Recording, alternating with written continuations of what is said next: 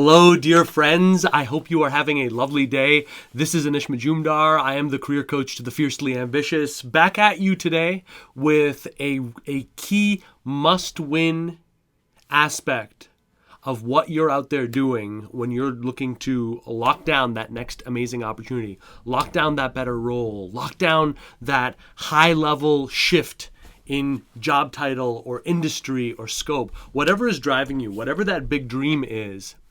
Your elevator pitch, your ability to cleanly, powerfully, succinctly make a case as to what your mission is, why that is critically important, and set the stage for everything that follows, that's gotta be there. Okay, there is no way around that. There is no way that if you are playing with real stakes, that you are not going to be asked at 1 point, 3 points, 5 points, dozens of points, what do you do? What are you about? What's your story? What's your passion? You're going to get asked that, right? And you got to knock that out of the park. And you got to knock that out of the park regardless of who asks you that. Whether it's a recruiter who's just getting to know you or a CEO that you've known for 4 years before they were a CEO who's now looking to get a clear vision of what you can do right now. So let's talk about what separates the best of those elevator pitches from those that do not, right? Let's talk about what really works here and what does not, because I think that the answer is going to shock you, okay? So I want to lead you through this because I think it's really, really, really key, and I want you to take some notes as we do this, okay? Because I don't just want you to take anything that I'm teaching you and just hold it in reserve, okay? Like it's a little antique on a shelf. I want you to put this into play right now, right? Otherwise, why do it? So let's talk about this, okay? So let me use an example, okay?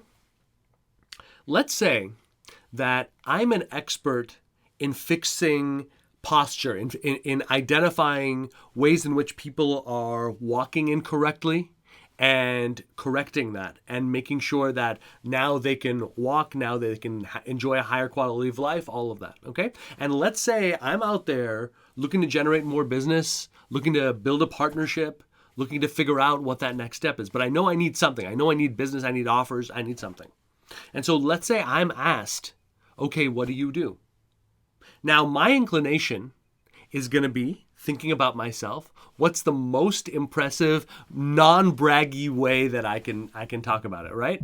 So maybe I would say something like, I'm one of the nation's foremost experts in fixing posture problems. Over the last 6, 7, 8 years, I've worked with this many clients. I've gotten this many results, and I'm looking to find that next batch of amazing people who need to have this in their life because honestly, frankly, everyone needs it, right? So I'm trying to outsmart it.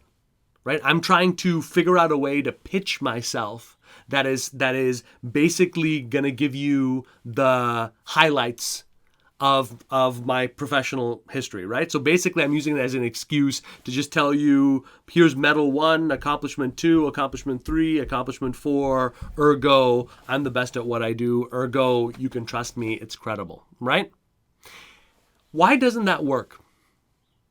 Well, one of the reasons is that it makes it about your ego, right? I mean, you stop at that point thinking about what you're doing, why that's critically important, and now it's about you. Like, if you don't pitch yourself correctly, you screwed up, right? If I don't pitch myself correctly, if Anish doesn't pitch himself correctly, he screwed up the opportunity. So now it's all already in a non-conducive place, right? Because I'm not thinking about you. I'm not thinking about where you might be. All I'm thinking about is me. Here's the other problem. It gets you right into your head because when you are pitching yourself and you're trying to get your own accomplishments across, that's all you're doing. You're just playing this mental game, right? So you're all bouncing up in here. And guys, let me just be very clear. Okay, the thing that moves all of us as human beings to action, a decision, an offer, whatever we want to call it, is moving from head to heart.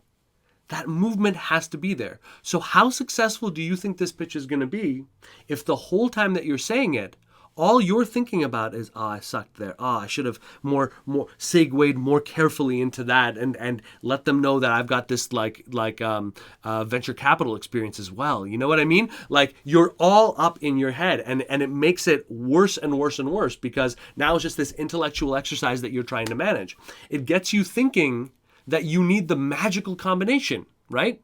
It gets you thinking that, oh, for this person in this situation, I need to tailor my elevator pitch as so. Otherwise, they're never going to get it, right? So maybe you're up at 11 o'clock or 12 o'clock at night because you're all up in your head doing last minute research about a company because you want to tailor it to let them know that, you know, what you specialize in is working with growing companies who have a market capitalization of X. Or maybe I've been stalking your LinkedIn profile to make it like this whole twisted, contorted version of what I can do, right? And again, does that help?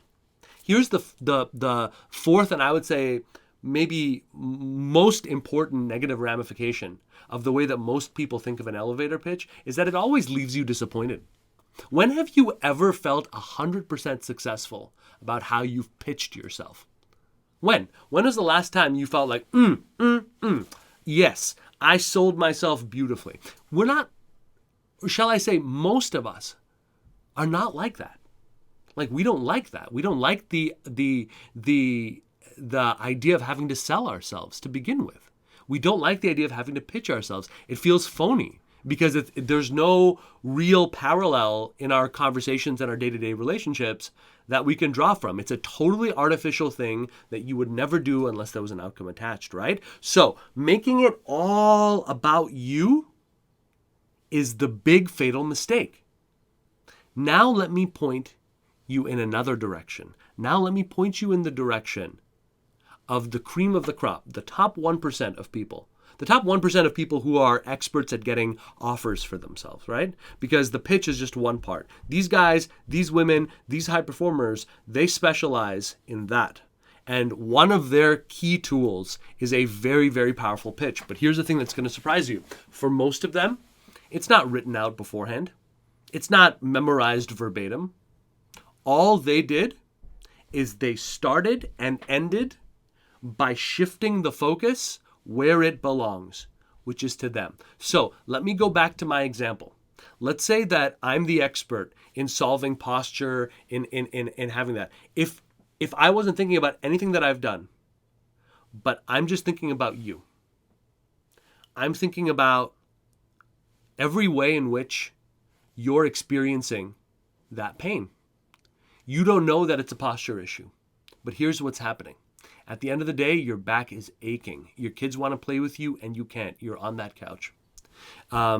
You want to get intimate with your spouse, with your girlfriend, with your boyfriend, but you don't have that energy to do that. And you don't want to because you're popping Advils like they're going out of style, and you don't know why, but your mood is also darkening because it's not fun to live with that kind of pain. It's not fun to live compromised, to feel that shooting kind of dart up your lower back. And I've had that, you know, and I've had to get that treated because I just got sick and tired of living like that. You know, I'm a guy. So I fall into some stereotypical guy behaviors. One is that I don't like going to the doctor. I don't like seeing a specialist. But things got bad enough over a long period of time that I started to notice, hey, there's like 10 or 15 different things here. I'm not having fun with my kids. I'm not in the best place mentally. I always feel like I've got to like ramp myself up. I can't work out with my wife when she wants to. There's all of these ramifications. And what I'm doing is I'm not just putting myself in the shoes of that person. I'm feeling what it's like to experience that. So that when someone asks me what I do, I say from the lens of that, of being totally in touch with what that feels like, what that reality is. I'm in a place to say, there are people walking around right now who are in a great deal of pain, a great deal of suffering, that relates directly to their posture, how they're carrying themselves, but they don't know what it is. What they know is that they can't be all that they can be. What they know is that they never wanted to reach 50 years of age or 40 years of age and feel older than their parents did. They wanted to beat that, but they can't and they don't know how. They've tried everything under the sun. They've tried inserts. They've tried Advil. They've tried acetaminophen. They've even gone the route of painkillers sometimes, and we know exactly what the ramifications are there, and nothing helps. They wake up tired every morning. And what I do is I work with these people, and I show them a way without drugs, without any of that, in a natural healing way. I show them how to get back in touch with their power, how to release that pressure, and how to walk and how to engage with all of the 100 daily activities we do in a way that is healthy and strengthens their body, strengthens their spirit, strengthens their mind. It's been the journey of my life to be able to help people in this way. And right now, I'm just looking for a way where my team, we can magnify that. Do you see the difference? And I'm going to tell you guys something right now. I made that up right now. I didn't come to this video prepared in that area. I improvised it. And you can do the exact same thing as long as you are totally plugged in to what it feels like, in the minds of those you serve and those you help. If you are looking to work with executive leaders in helping them capture growth or capture an emerging market, I want you to think about all of the negative ramifications of not having that, all the different ways they tried to solve that, and how frustrating it feels to pour money, resources, labor into this and it's not working. How is that showing up in their business? How are they feeling about that? How do their teams feel? What's their thought in terms of the way of the way forward? What does their daily life look like? Is this what they wanted? To feel like they're on the defensive like this in contraction every day, every year, because they know that their competitors are doing what they can't, and despite their best efforts? How much of a fraud do you feel inside of that? So as long as you are connected emotionally with that, you've thought about and ideally written out every possible negative ramification of not having your help. And then you've gotten into the zone of where are they, so that when they ask you, that you are talking from their voice, not yours. Then it almost doesn't matter what you say. What they will pick up on is this is someone whose mission in life is to address what I am most experiencing. And here's the thing. When you describe what other people are going through better than they can, they give you the credibility, they give you the trust, and they give you the leeway to be honest. And that is what the true purpose of an elevator pitch should be. It should not be this phony interchange of resume highlights. What it should be is a passionate call to mission that comes when one person, namely you, speaks about what you're experiencing better than you could ever verbalize it, and speaking directly from that heart. So you go instantly from whatever the intellectual bias you had into the realm of gotcha.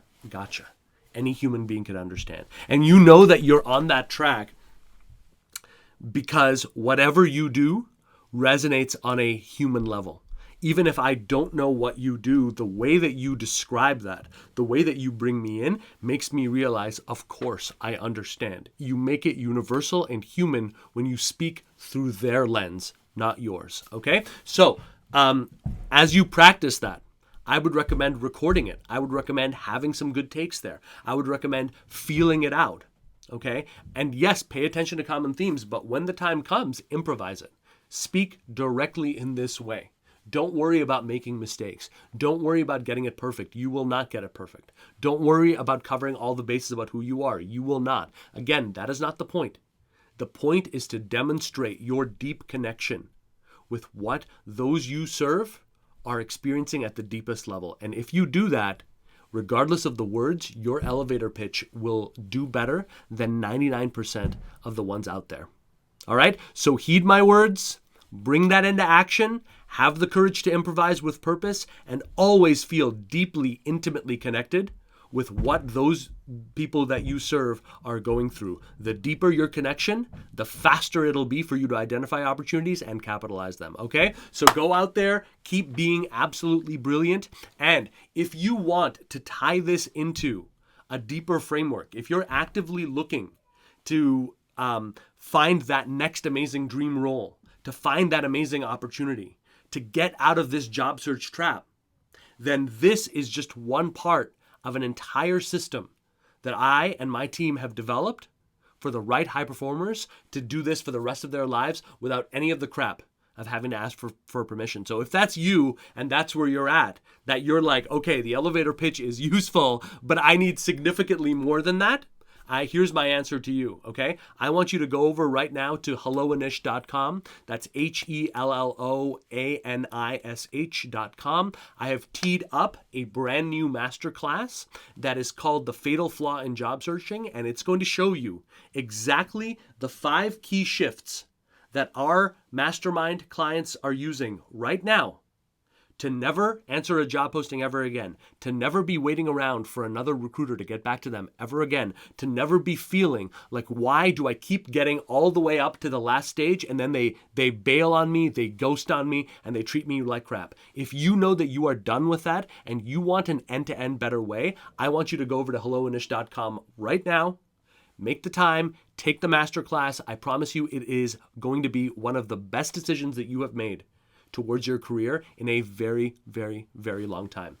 To all of you, I am wishing you much love, much success, and do not confuse adversity with negative outcomes. Adversity and periods of adversity always have an equal and opposite amount of opportunity there for those who are bold and those who are willing. If that is you, hop on over to helloanish.com, take this teaching that I'm telling you about elevator pitches directly into practice, and let's make this the greatest year of your entire life. All right? I'll talk to you soon. Keep those questions and comments coming, and please take a moment to follow me on LinkedIn as well, where I share daily career tips and advice. I'll talk to you all soon.